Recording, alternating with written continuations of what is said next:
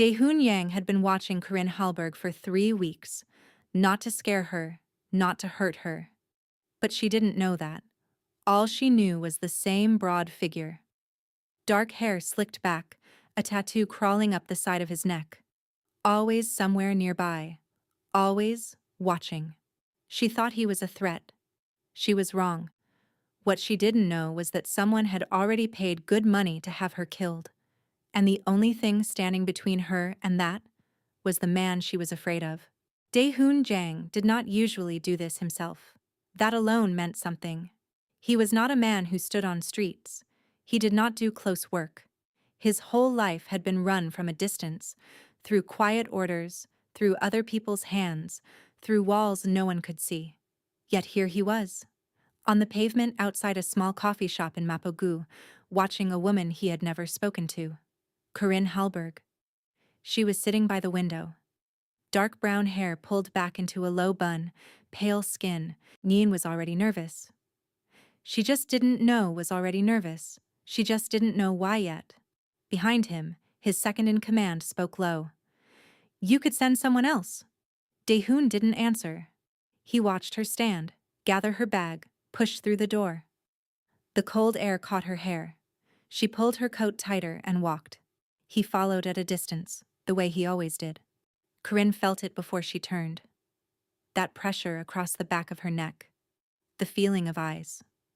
She had felt it for days and was tired of telling herself it was nothing. She slowed, stopped, turned. And there he was. Big. Still. Dark eyes watching her from 20 feet away like she was a problem he was working out. Her heart jumped. She had seen him before. 3 times. Maybe 4. She started walking again, faster. He didn't speed up. He just kept the same steady pace, and like he had nowhere else to be. She didn't look back again. But her hands were shaking by the time she reached her building. Dae-hoon stopped at the corner and watched her disappear through the entrance. Then he looked up the street. Empty now. But not for long. He pulled out his phone. "She goes nowhere alone tomorrow," he said. He ended the call and didn't move right away. He just looked at the door she had walked through. He didn't know her. She didn't know him. And yet here he was, standing in the cold, making sure she got home safe. He told himself it was just the job. He almost believed it. Hey family, before this story goes any further, drop a comment below and tell me where you're watching from. Your comments keep these stories alive, and if you haven't hit subscribe yet, do it now, because what happens next will stay with you. This is Arden Tells Tales, and we are just getting started. It happened on a Thursday. Corinne had told herself that morning she was going to do something about it.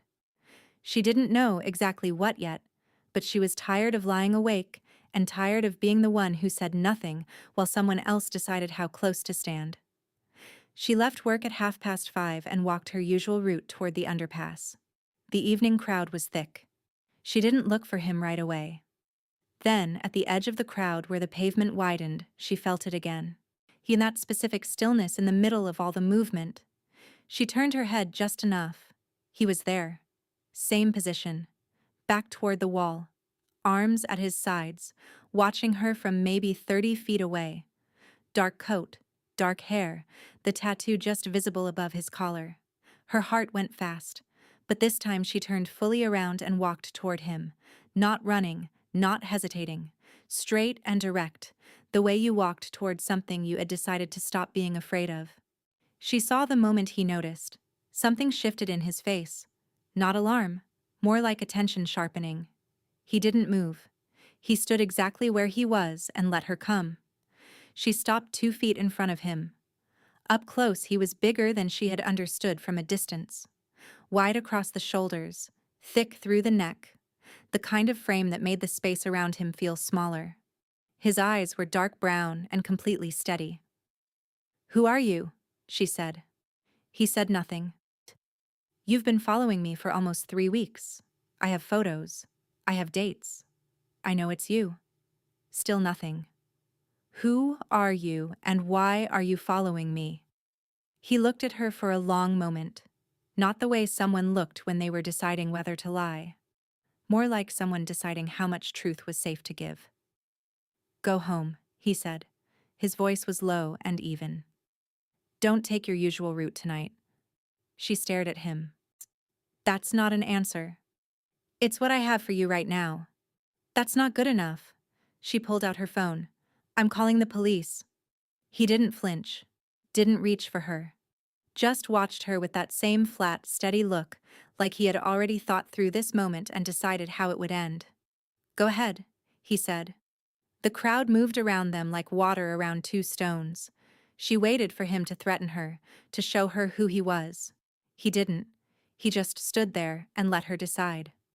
Took a different exit from the underpass. Took a different exit from the underpass. Came up on the far side and walked 3 extra blocks before turning toward her building. Her hands didn't stop shaking until she was inside with the bolt turned. She leaned against the wall in her hallway and stood there breathing. Behind her on the street, Dae-hoon watched the space where she had disappeared. Then he took out his phone. "She's moving," he said when Ryun picked up. "Different route, she's being careful." "Do you want us to stay close?" "Stay back, give her more distance, but don't lose her." He paused.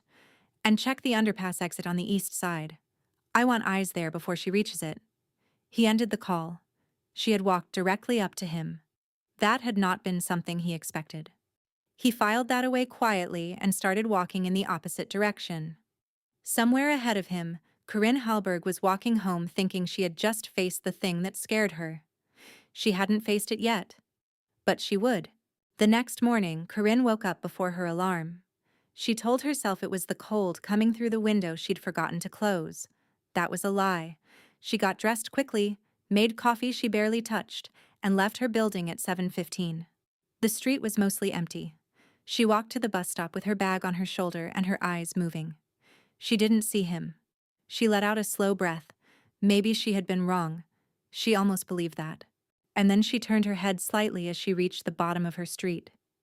He was there. Same dark coat. Same wide shoulders. Same stillness. Standing just past the entrance of her building close to the wall, holding nothing, going nowhere. Her stomach dropped. She kept her pace even and her face flat. But her heart was fast. She got on the bus and sat near the back and didn't look out the window. She couldn't decide what was worse, that he might be watching the bus pull away, or that she was too afraid to check.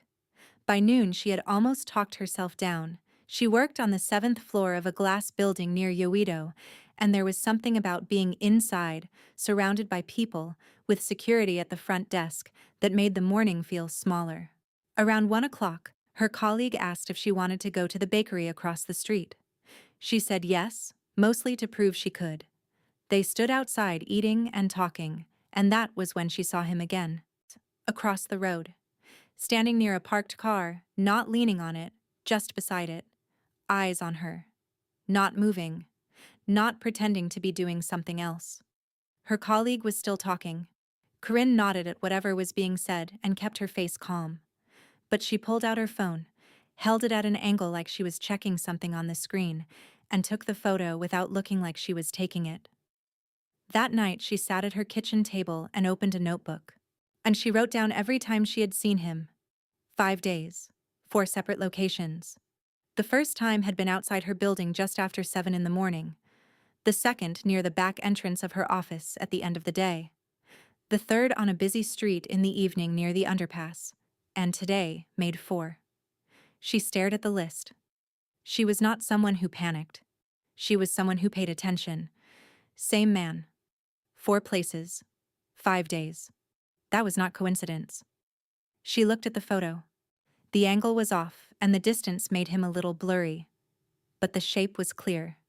Big frame, dark hair pushed back, and along the left side of his neck, just above the collar, the edge of a tattoo. She saved the photo in a separate folder, locked her phone, and checked that the front door was bolted. She lay down but did not close her eyes for a long time. The city made its usual sounds.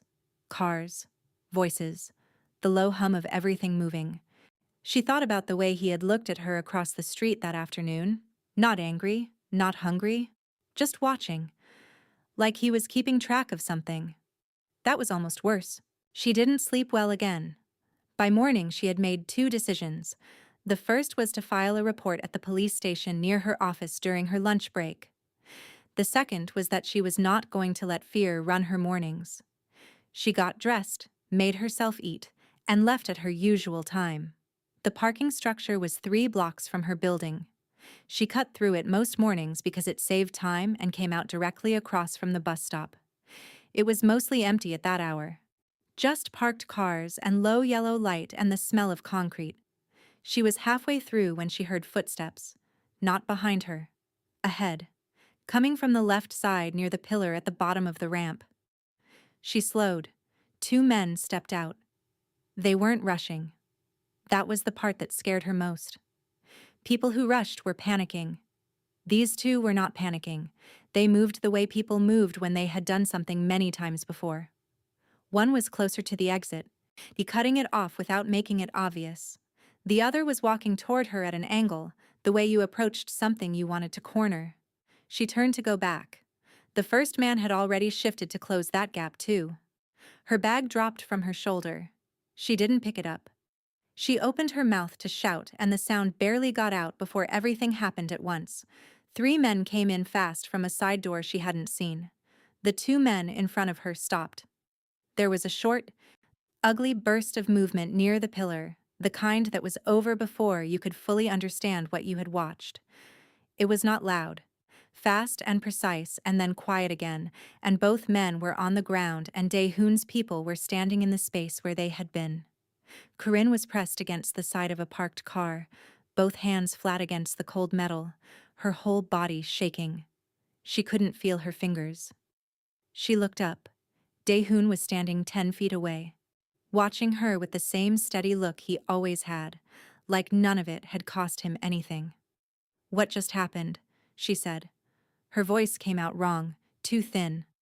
"They were sent to take you," he said. "They won't try again today." "Who sent them?" "I'll explain, but not here. You don't get to tell me where we talk." She pushed away from the car. "You don't get to tell me anything. I don't know who you are." "You know something tried to happen to you just now," he said. "And you know it didn't." She looked at the man still being held on the ground.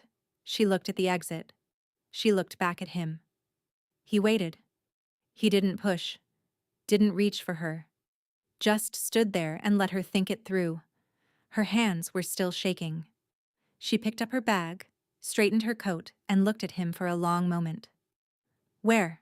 she said. "Somewhere safe." "That's not an address." "It will be." He turned toward the side door.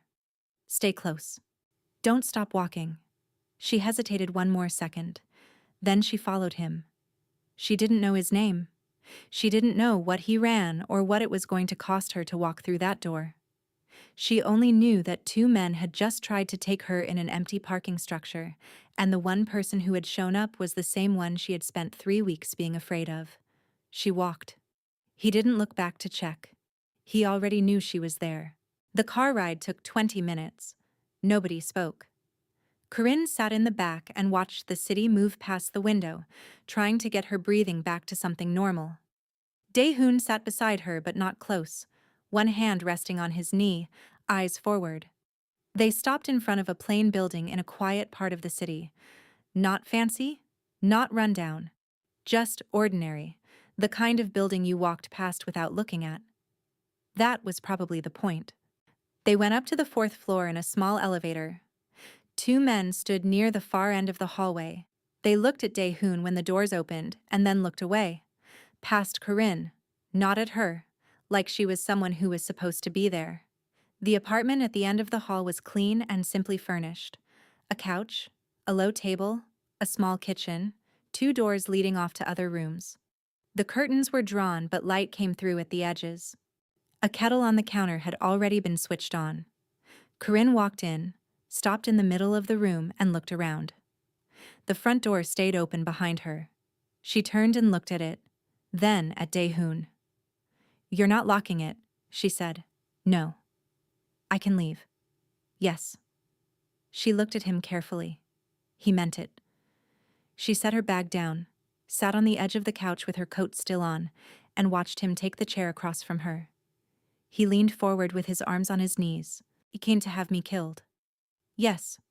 The word sat in the room. "You mean someone paid to have me killed?" "Yes." The word sat in the room. She had known something bad was happening. She had not let herself think it all the way through to that. Hearing it said flat, without softening, made the air feel different. "Why?" she said. "We're still working on the full picture. But we believe you were in the wrong place at the wrong time several months ago. Near a building in Uedo. There was a transaction. Han Seok-jin can't afford witnesses, even ones who don't know what they saw." She stared at him. She was thinking back. There was something. A morning she had walked a different route. A building with black cars outside. She had barely noticed. "I don't remember seeing anything," she said. "That doesn't matter to him." She looked up. "You've known about this for how long?" 19 days. She felt that land in her chest. 19 days. The same number she had been counting from the other side. "And the men this morning, those were his people?" "Yes." "Who are you?" she said. He looked at her. "Dae-hoon Jang." Just the name. Nothing added. She reached into her bag and pulled out her phone. He watched but said nothing. She typed the name and waited. The results came fast. She read the first line, then the second. Then she stopped and looked up at him. He was still in the same position, watching her with that flat, steady expression. She looked back at the screen. Articles, connections to organizations she recognized by reputation, if not by name. Things written carefully, the way things were written about someone people were afraid to write about directly. She set the phone down beside her. The kettle in the kitchen clicked off. The room felt very quiet. She looked at him across the table and understood that the man sitting in front of her was not just someone who had helped her that morning. He was something much larger than that, and she was sitting inside his world. She picked the phone back up. She wanted to be sure she had it right. But the more she read, the clearer it became. She set it down and looked at him. He hadn't moved, hadn't tried to fill the silence. He just let her take her time, which somehow made it worse. "You run a criminal organization," she said. "Yes." "A large one." He didn't answer. The look on his face said the answer was yes, and he wasn't going to dress it up. "There are people connected to you who have been investigated for things I don't want to say out loud." "There are people connected to me," he said. "What they've been investigated for is not always accurate. Some of it is. And you specifically. I run the organization. That means I'm responsible for what happens inside it." She stood up. She needed to not be sitting down for this part.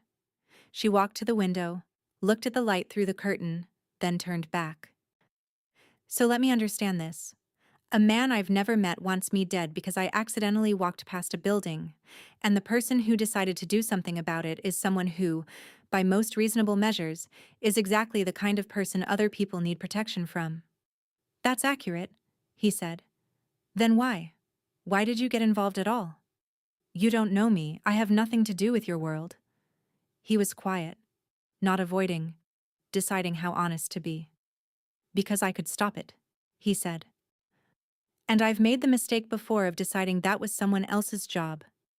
There was something in the way he said that last part, flat, without any search for sympathy, that told her it was true, and that it cost him something to say, and that he wasn't going to explain further.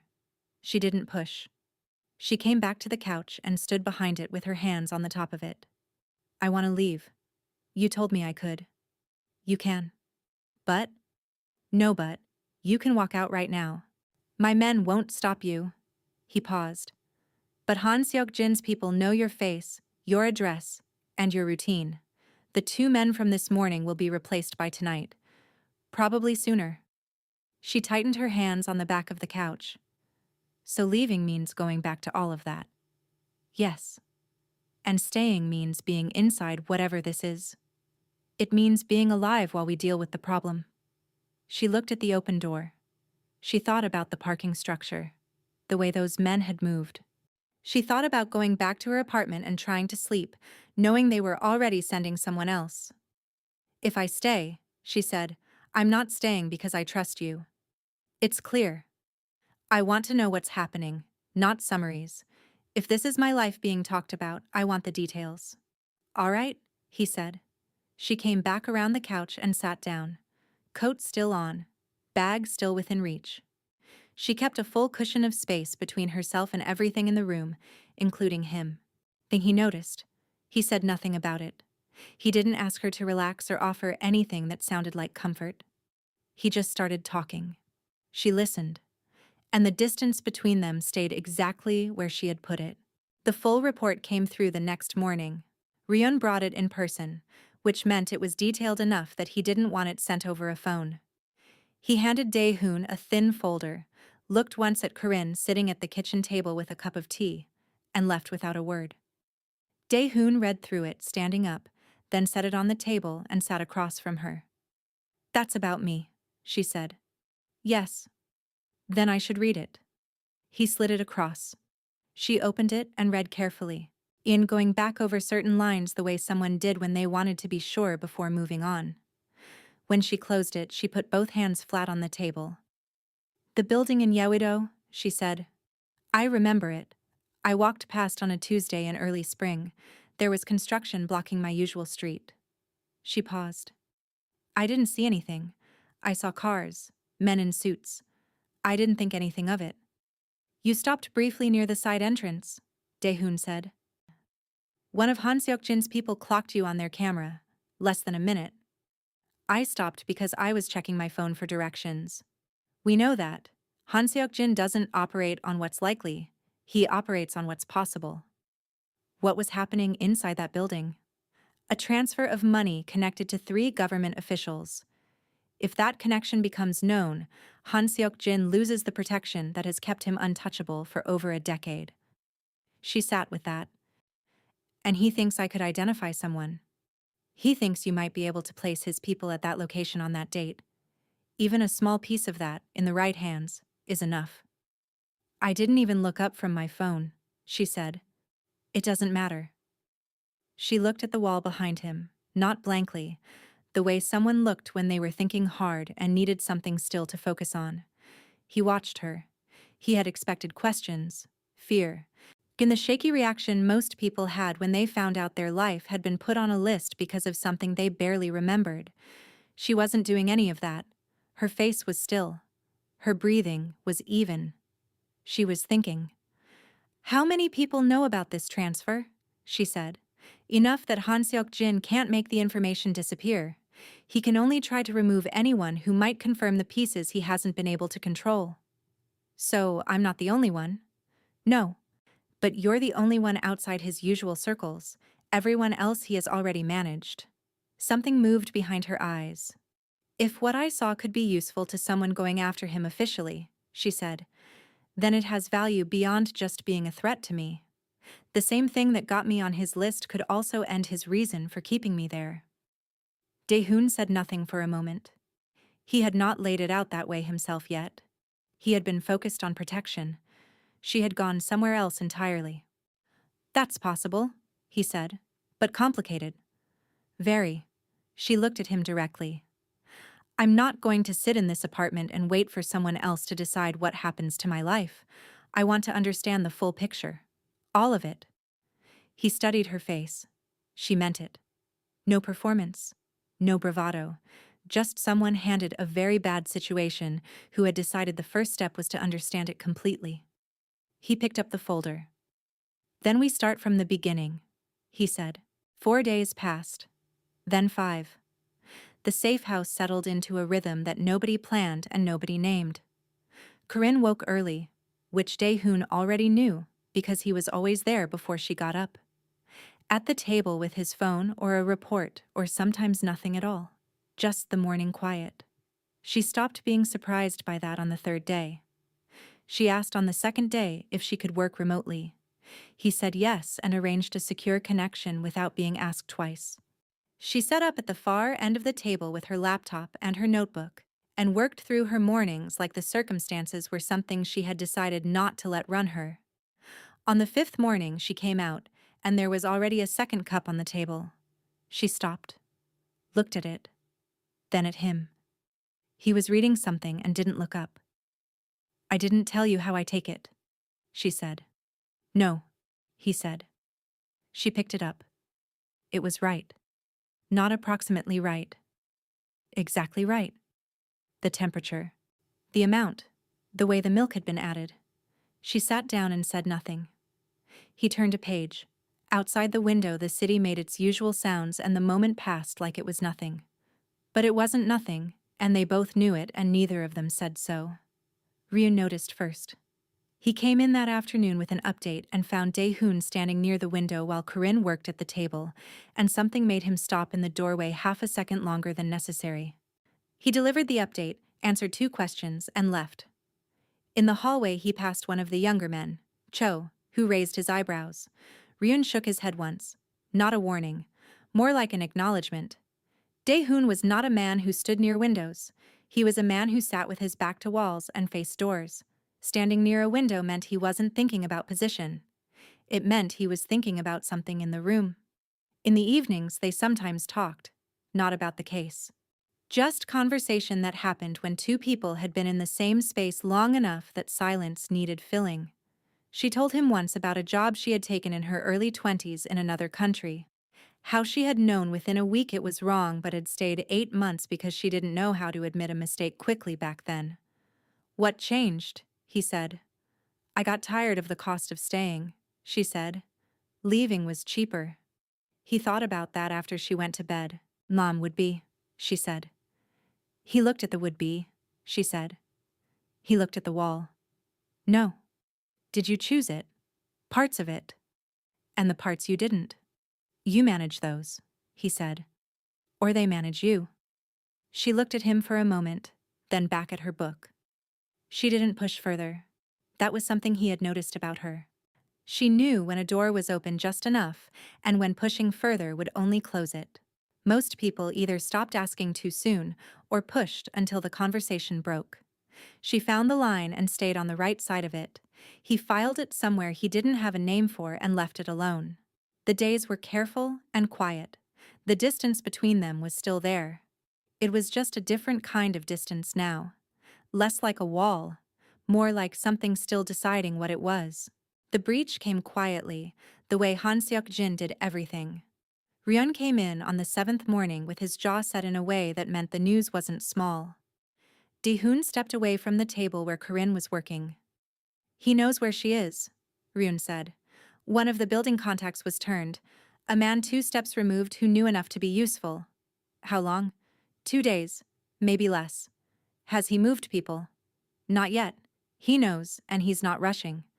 "That means he's not planning another grab." "He's planning something else," Dae-hoon said. Ryun left to tighten security and check every connection to the safe house. Dae-hoon stood still for a moment. Han Seok-jin not moving fast was worse than Han Seok-jin moving fast. Speed meant reaction. Patience meant a plan already further along than you knew. He went back to the table. Corinne looked up from her screen. "Something happened," she said. "He knows you're here. We're moving you tonight." She nodded. She didn't like it, but she nodded, and that was enough. 2 days later, they were in a different apartment. Higher floor, different district, smaller, quieter. Only 3 men on rotation because fewer people meant fewer points of entry. Corinne unpacked her bag in 10 minutes, set up her laptop, and went back to work like the move had been an inconvenience, and not a sign that the person trying to kill her now knew which building she had been sleeping in. At a restaurant 2 blocks away, addressed to the new location. It had been left at a restaurant 2 blocks away, addressed to a known alias in Dae-hoon's network, which meant whoever sent it knew enough to use the right name. Ryun brought it in sealed. They opened it at the table without Corinne in the room. Inside was a single printed document. 11 pages. Dae-hoon read it without expression. Then when he finished, he set it down and stood very still. The document was clean, not rough or rushed, assembled carefully with dates and reference numbers and the kind of sourcing that took time and knowledge to build. What it said was that the original contract on Corinne Halberg had not come from Han Seok-jin first. It had come from Dae-hoon's organization. As a move to gain leverage over Han Seok-jin by placing one of his potential witnesses inside Dae-hoon's protection. Ni creating a debt Han Seok-jin would be forced to repay. It said the parking structure attack had been staged, that the safe house was a holding position, that everything Corinne believed about being helped was a construction. Every piece of it was false. Dae-hoon knew it was false, but he also knew he could not immediately produce 11 pages of counter-evidence because the lie had been built using real fragments of his organization's history, real dates, real names. Ian twisted just enough to point the wrong way. Ryun looked at him. "She can't see this," Ryun said. "We find the counter before she does," Dae-hoon said. "And if she finds it first?" He didn't answer. He folded the document. Through the wall he could hear the quiet sound of Corinne moving in the other room. Han Seok-jin had done the one thing a direct attack couldn't do. He had built a version of events that would make sense to someone who was already uncertain, who was already watching carefully, who already had every reason to trust evidence over instinct. She found it that same Tuesday evening Dae-hoon had stepped out to deal with something 2 floors down. Ryun was in the hallway. The apartment was quiet in the way it got just before dark. She was making tea in the kitchen when her phone buzzed. A file notification from an anonymous address routed through a server she didn't recognize. She almost ignored it. But something about the label made her stop. Her full name. Spelled correctly, in the right order. She opened it. She went to the couch and read it a third time. She went to the couch and read it a third time. Slower, checking dates against things she remembered, checking reference numbers against what she had learned about how Dae-hoon's organization operated, running the logic of it against everything she had been told since the morning in the parking structure. The document didn't feel thrown together. It had been built for someone precise, someone who needed sources, someone exactly like her. By the time she heard the front door open, she had closed the file but not deleted it. She was still on the couch when Dae-hoon came in. He looked at her once and stopped. She stood up. "I need you to read something," she said. She held out the phone. He looked at the screen. Something shifted in his face. Very small. There and then gone. He had seen it before. Of course he had. She watched him read and watched the way he didn't react, and that told her something too, though she wasn't sure yet what. "You already know about this," she said. He looked up. "We found a copy 2 days ago." She felt that land somewhere in her chest. 2 days, she said. "You've had this for 2 days and you didn't tell me. We were working on a response. So you knew someone had sent a document saying you put the contract on me yourself, and you decided to wait." "It's not true," he said. "I know what it says, Dae-hoon. It's fabricated. Han Seok-jin built it using pieces of real history from my organization twisted in the wrong direction. I can prove that, but not tonight. The counter-evidence isn't fully assembled yet." She looked at him the way she had looked at the document, carefully, checking everything, going back over it. "If it's fabricated," she said, "how did whoever made it know which pieces to use? Because Han Seok-jin has been watching my organization for years. Or because the person who built the document had access to it. Corinne, tell me I'm wrong," she said. "Don't tell me it's not true. Tell me specifically why I'm wrong." He was quiet. She could see it. The frustration not at her, but at the position, at not having what he needed to hand to her right now in a form she could hold and check and verify. He didn't have it. "Ian tonight," he said. "But I will." "She bent tonight," he said. "But I will."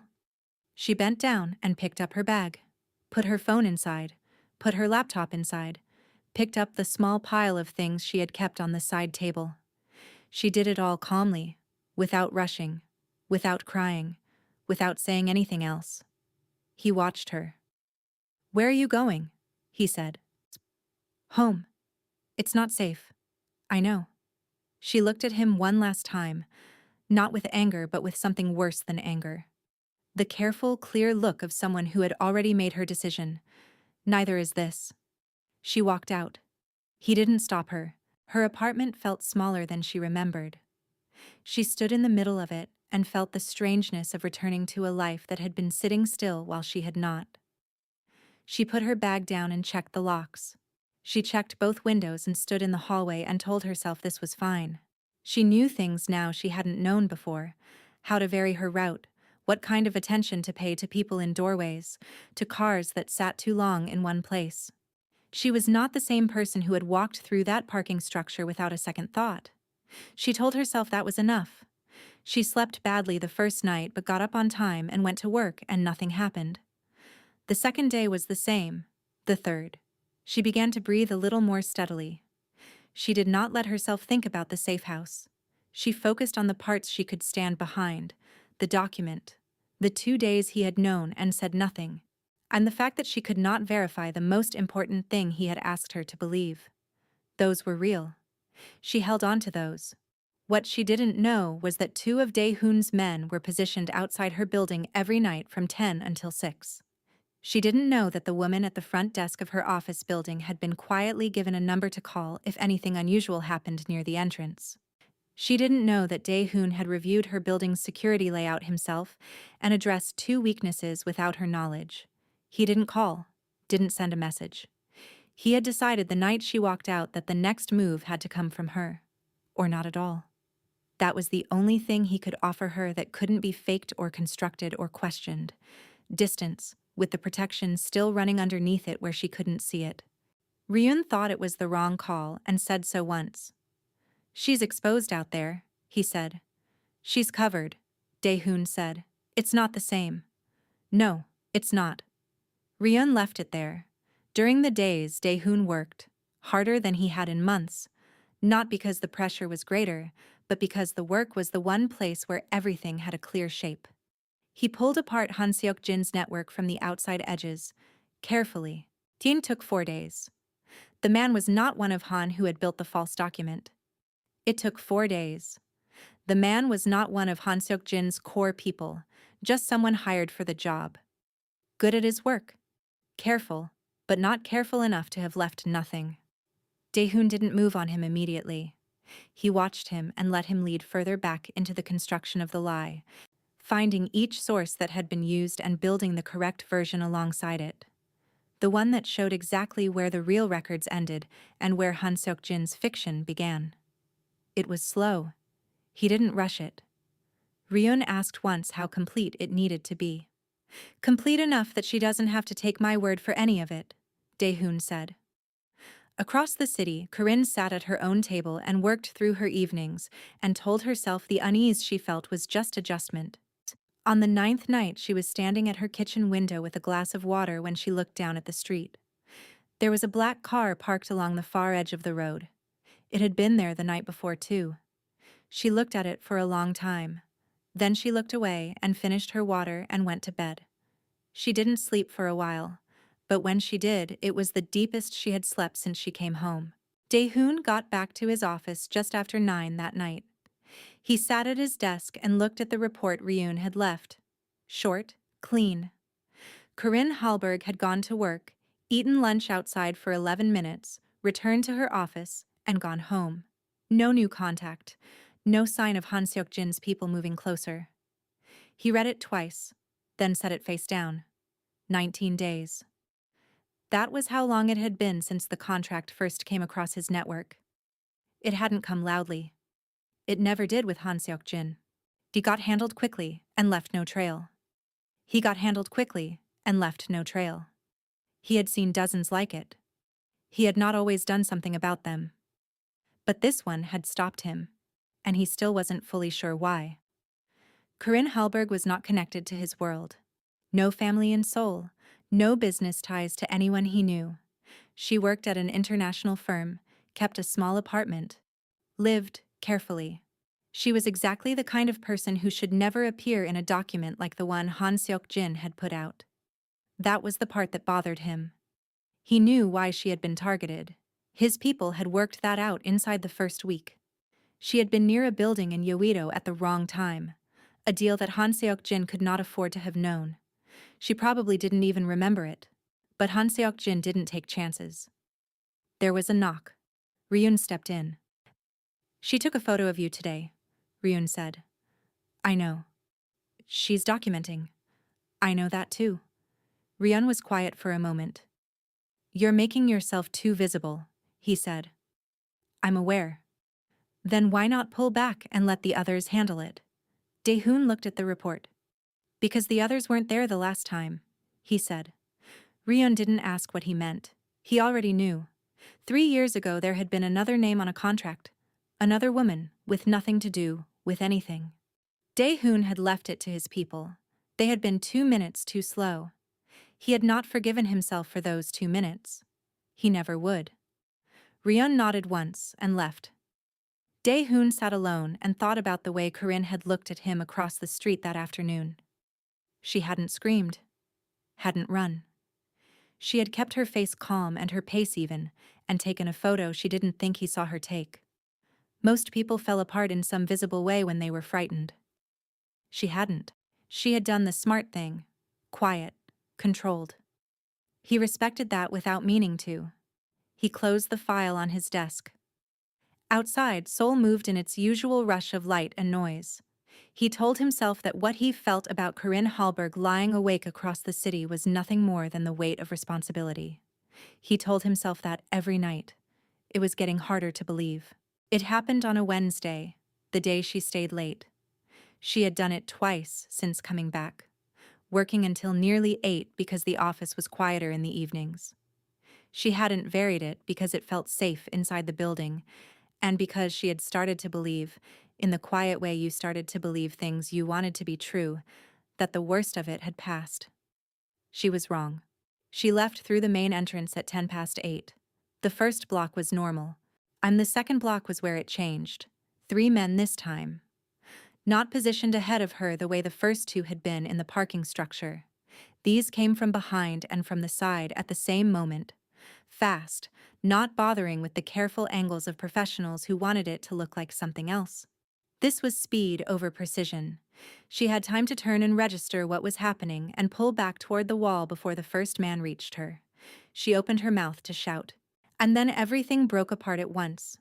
2 of Dae-hoon's men came from the left side street, fast and without any warning sound. A third came from behind her, between her and the men following her, so close she hadn't seen him because he hadn't wanted to be seen. It was over in less than a minute. Faster and messier than the parking structure. When it stopped, all 3 of Han Seok-jin's men were down or gone, and the street had that strange held breath quality of somewhere. Something had just happened that most people hadn't seen. Dae-hoon's man closest to her looked at her once. Are you hurt? He said. No. Her voice came out steady. She didn't know how. Go inside, lock the door. Don't come out until morning. He turned and moved to where the others were handling the aftermath, and within 2 minutes the street looked almost normal again.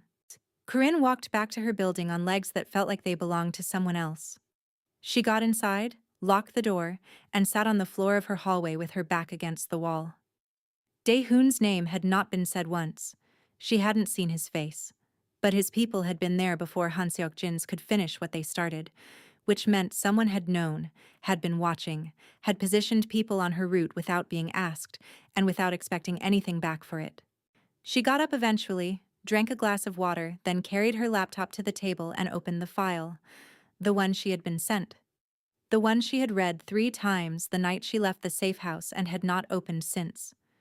She was ready now. She didn't read it looking for confirmation of what she feared. She read it the way she read anything she was trying to take apart. Looking for the joins. Looking for the places where one thing was supposed to connect to the next and either did or didn't. She made notes, dates, reference numbers, source names.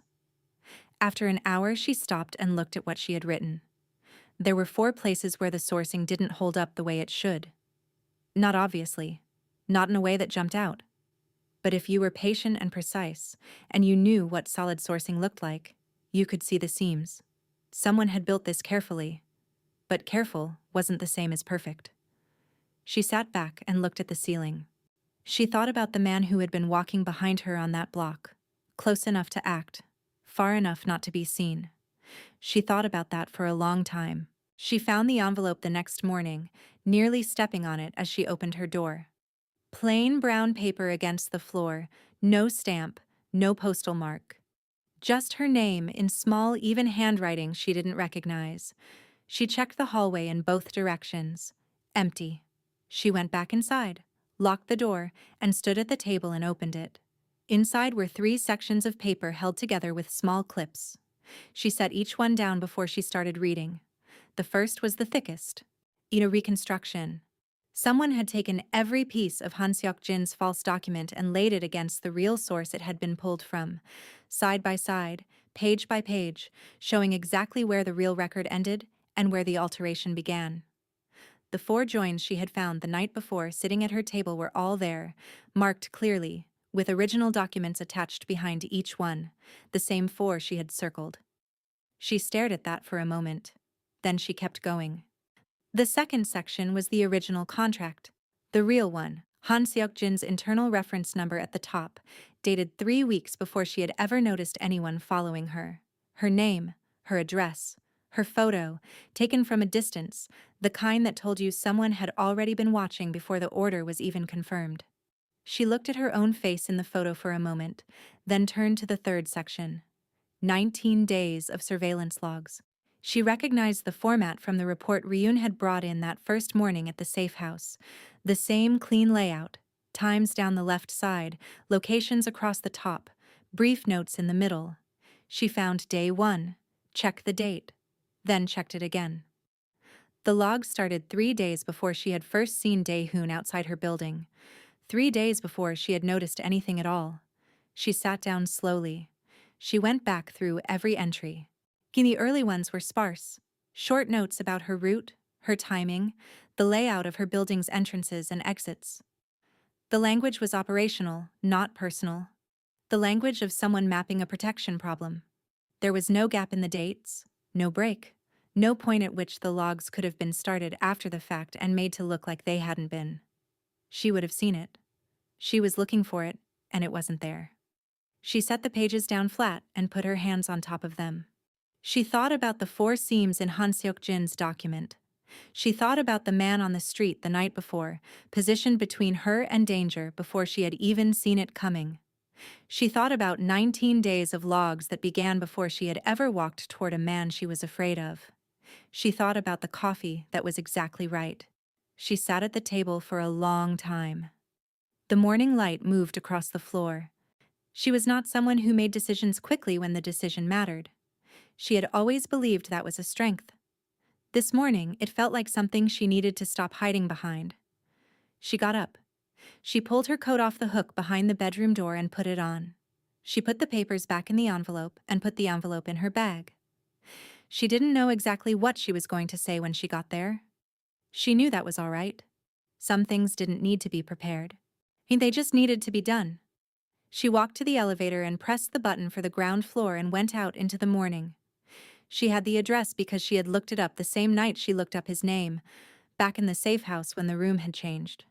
She had memorized it without meaning to, the way you memorized things that felt important before you understood why. The building was in a quieter part of the city than she expected. Not the kind of place that announced itself. No large signage, no obvious security from the street. Just a plain entrance with a man near the door who saw her coming from half a block away and spoke quietly into something at his collar. She didn't slow down. She walked up to the entrance and stopped. "I'm here to see Dae-hoon Jang," she said. The man looked at her for a moment. "He's expecting you," he said, and opened the door. Of course he was expecting her. He would have known the moment she left her building. She followed a second man up 2 flights of stairs and down a quiet hallway that opened into a large room at the end. The man knocked once and stepped back. The door opened. Dae-hoon stood inside, not behind a desk but near the window. She recognized that now as the thing he did when he wasn't thinking about position. When he was thinking about something else. He looked at her the way he always looked at her. Steady and full. Not performing surprise he didn't feel. "Corinne," he said. "Ye envelope." "You sent this," she said. "Envelope." "You sent this," she said. "Yes." "Not with your name on it." "No." Why not? He looked at her. Because if it came from me, you would have read it differently, he said. You needed to find it yourself, not receive it from me. She held that for a moment. It was the right answer. The real reason, not what you told me in. The real reason. Not what you told me in the safe house about stopping something you didn't stop before. That's true, but it's not all of it. I want the rest. The room was very quiet. She watched something move through him. Not discomfort. More like the particular effort of a person who had kept things behind a wall for so long that opening the door even slightly cost more than they wanted to give. Because I read her file, he said. The woman from 3 years ago. The one I was too slow for. And when your name came across the same way hers did, I sat with it for one night, and I couldn't make myself walk away. He paused. It wasn't logic. I didn't know you. I had no reason that would hold up in any conversation I run. And I just knew I wasn't going to let it happen again. And somewhere in that, I stopped being able to separate the obligation from something else. She looked at him. Something else, she said. Yes. You're not going to name it. I think you already know what it is, he said. She did. She had known it in the safe house before she wanted to. She had known it on the 9th night looking down at the black car on the street. She set the envelope on the table beside her. She didn't fill the silence and neither did he, and the silence wasn't uncomfortable. It was the kind that meant something had been said that both people needed to sit inside before anything else. She looked at him across the room. I'm not leaving, she said. Something in his face shifted, very small. All right, he said. She stayed. Han Seok-jin did not fall loudly. That was not how men like him fell. It happened over 4 months, in pieces. The way something large and heavy came apart when enough of the supports underneath it were removed one by one. Dae-hoon's network took the outside edges first, then Corinne gave her testimony. Once, in a plain room, to 2 people she had been told were the right people to tell. She sat straight and spoke clearly, and laid out everything she remembered about that Tuesday morning in early spring, near the building in Yeouido. She told them what she had seen, what she hadn't seen, and what she understood now about why it had mattered. She was precise. She didn't add anything she couldn't confirm, and she didn't take anything away to make it simpler. When it was done, she walked out, went home, made tea, and sat at her table and felt something loosen in her chest that had been tight since the morning in the parking structure. The legal process moved slowly after that, the way it did when you were going after someone who had spent years making sure he was difficult to reach. But it moved, and Han Seok-jin, who had built his safety on the belief that the right people would always stay silent, had not planned for the wrong person to remember the right morning. Things with Dae-hoon were not simple. She had not expected them to be. They moved carefully, the way 2 people moved when they both understood the cost of moving wrong. She didn't ask him to leave his world. She didn't ask him to become someone unrecognizable to himself. She asked him once, clearly, to be honest with her about everything that touched her life. He was. Not perfectly, not always immediately, but honestly. When something happened that she needed to know, he told her. When she pushed back on a decision he'd made without consulting her, he listened, and sometimes changed course and sometimes didn't, and always explained why. That was enough. It was more than enough. He stepped back from the most dangerous parts of his organization the way he did everything, without announcement, even without drama, one decision at a time. She noticed it in the small ways first. Fewer late nights, fewer calls that made his face go completely flat. He didn't do it because she asked. She understood that, and it mattered to her. He did it because somewhere in the months of watching over a woman who hadn't asked for it, and staying when she left, and building the truth carefully enough that she could find it herself, he had arrived at something he hadn't planned for, something worth changing for, and point. On a morning in late autumn she point. On a morning in late autumn she woke before him, which almost never happened. She went to the kitchen and started the kettle and then stopped. He was already at the window, standing the way he always stood, still and straight, looking out at the city in the early light. He hadn't heard her come in. He was just there, large and quiet, facing the world outside with that complete, unshifting attention she had once read as coldness. She looked at him for a long moment. She thought about the first time she had seen him on the street and felt the fear of it. She thought about everything between that moment and this one. He was the same.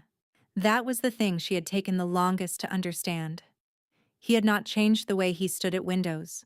He had not changed the nature of his stillness. She had just finally learned to read it correctly. It was not distance. It was not coldness. It was the thing he had always been doing. From the very first morning, he had positioned himself between her and something she couldn't see. He was watching. He was making sure. It was the only way he had ever known how to say what he meant. She went back to the kitchen and finished making the tea and didn't say anything. Some things didn't need words. Some things were already exactly what they were. Some people show up in your life looking like danger. Sometimes they are the only reason you are still standing. Trust is not built in a single moment. It is built in the quiet ones, the ones nobody sees. If this story moved you, like this video, and leave a comment below telling us what hit you hardest. And if you are new here, subscribe to Arden Tells Tales. There is always another story waiting for you.